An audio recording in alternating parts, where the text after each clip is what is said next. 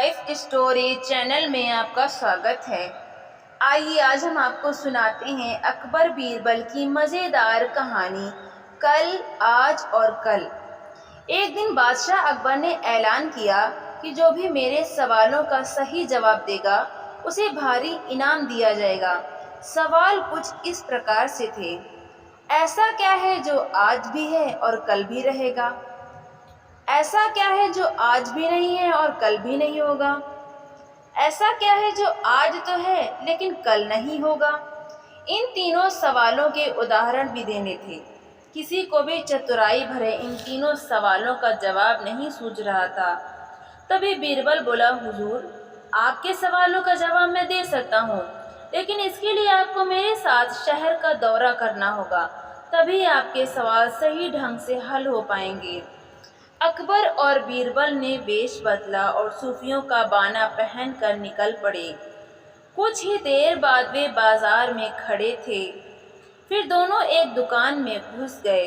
बीरबल ने दुकानदार से कहा, हमें बच्चों की पढ़ाई के लिए मदरसा बनाना है, तुम हमें इसके लिए 1000 रुपये दे दो।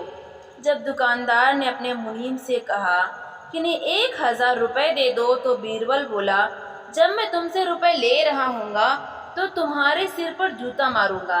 हर 1 रुपए के पीछे एक जूता पड़ेगा। बोलो, तैयार हो? यह सुनते ही दुकानदार के नौकर का पारा चढ़ गया और वो बीरबल से 2-2 हाथ करने आगे बढ़ गया।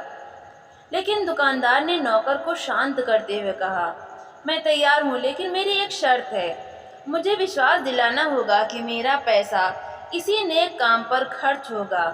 ऐसा कहते हुए दुकानदार ने सिर झुका दिया और बीरबल से बोला कि जूता मारना शुरू करें।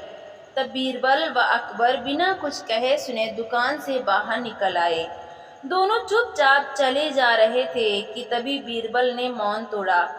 बंदा परवर, दुकान में जो कुछ हुआ उसका मतलब है कि दुकानदार के पास आज पैसा है और उस पैसे को नेक कामों में लगाने की नीयत भी, जो उसे आने वाले कल यानी भविष्य में नाम देगी। इसका एक मतलब यह भी है कि अपने नेक कामों से वो जन्नत में अपनी जगह पक्की कर लेगा।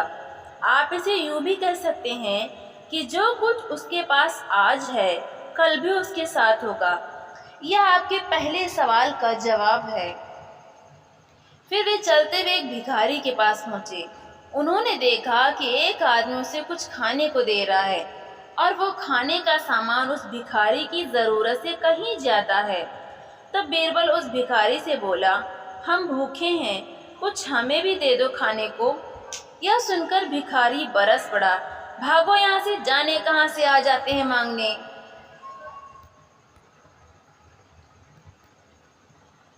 तब बीरबल बादशाह से बोला, यह रहा हुजूर आपके दूसरे सवाल का जवाब। यह भिखारी ईश्वर को खुश करना नहीं जानता।